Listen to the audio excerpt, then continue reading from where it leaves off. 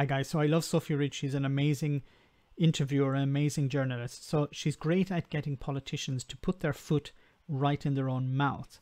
Now, in this interview, she's going to speak to George Eustice, who's the Secretary of State for the Environment. And they're going to talk about Black Lives Matter and a particular Millwall game. Maybe some of you have heard about it, where the players took a knee in support of Black Lives Matter and the fans who were in the stadium at the time booed it. Now, why I love Sophie Reid will be very apparent in a moment. She gets him to comment on it. He talks political, and then he pretends he doesn't know anything about it, but he's talking political about it. It will explain itself as we see. So let's hear what they had to say. I wanted to get your views on. Now, this week, we saw some football fans returning to stadiums, and at a Millwall game, when the players took the knee to support Black Lives Matter, there was an awful lot of booing by supporters. What was your reaction to that? Well, look, I didn't see that event. I know that... So now he's pretending, oh, I didn't know anything about this, but he's going to talk about Black Lives Matter. You know, instead of just saying, look, I know nothing about it, and leave it at that. But he couldn't do that. He had to put his foot in his mouth.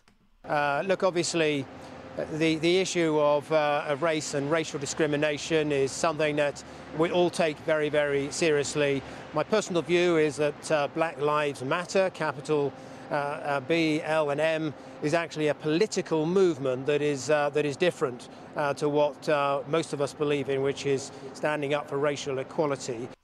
What's wrong with that? What's wrong with having a political movement? Aren't most movements, in a sense, political? They want to change something.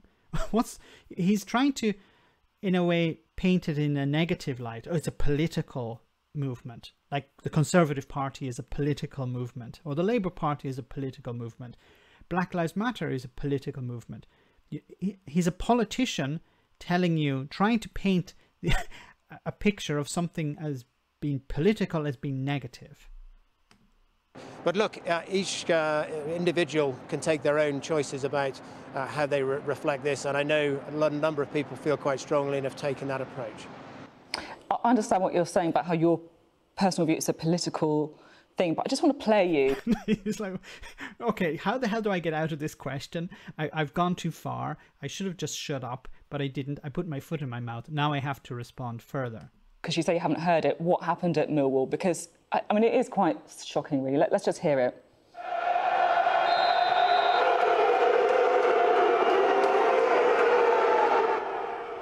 You can hear the strength of those boos. Given the fact there's not that many people in the stadium, what's your reaction just listening to that?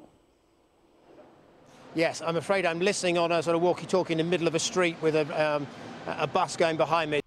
Isn't that always so convenient, you know, that when Tory MPs are invited to talk on the BBC or on Sky News, they're always outside. Matt Hancock does exactly the same thing. Why is that the case? Is it, I'm sorry, I didn't hear the question. Let's talk about something else. Of course, I didn't hear the booing. You know, you just condemn it. That's it. But I'll explain in a moment why perhaps George isn't condemning it. So, but look, there has been problems, obviously, with racism in football in the past. I don't want to be very specific, you know, Millwall, or I just talk about general problems. Of course, there have been problems. It's right that that's called out and challenged when we see it. It doesn't have any place in society today. And if people choose to express their view in a particular way, that should always be respected. Okay, so, you know, what he's doing here at the beginning in this interview was he was poisoning the well. He was starting off by saying, look, Black Lives Matter are a political movement. So he's already painting them in a bad light. So then later he can just say, look, you know, I'm an honest guy. I think racism is bad. I know football has had its problems and everyone is against that. Now, let's have a look once again at the voting record. So this is once again the They Work For You website, and let's have a look at George Eustice's voting record on a number of issues, but let's look at this specific issue of asylum. So on the 30th of June 2020, this year, Judge Eustice voted to remove rights for unaccompanied asylum-seeking children, spouses, vulnerable adults, and dependent adults to join a family member who is legally present in the United Kingdom. I'm not saying that George is racist, but why would he vote for something like this? Judge Eustice, on the 22nd of January this year, Judge Eustice voted against requiring ministers to seek to negotiate with the EU to allow unaccompanied children seeking asylum to join their relatives by moving from the UK to the EU or vice versa, and instead voted to require the government to set out its policy on this subject. So he doesn't want the government, doesn't want ministers to seek to negotiate this. On the 8th of January 2020, on this issue of asylum, Judge Eustice voted to remove a requirement for ministers to seek to negotiate an agreement with the EU to enable unaccompanied child refugees to join their relatives. Okay.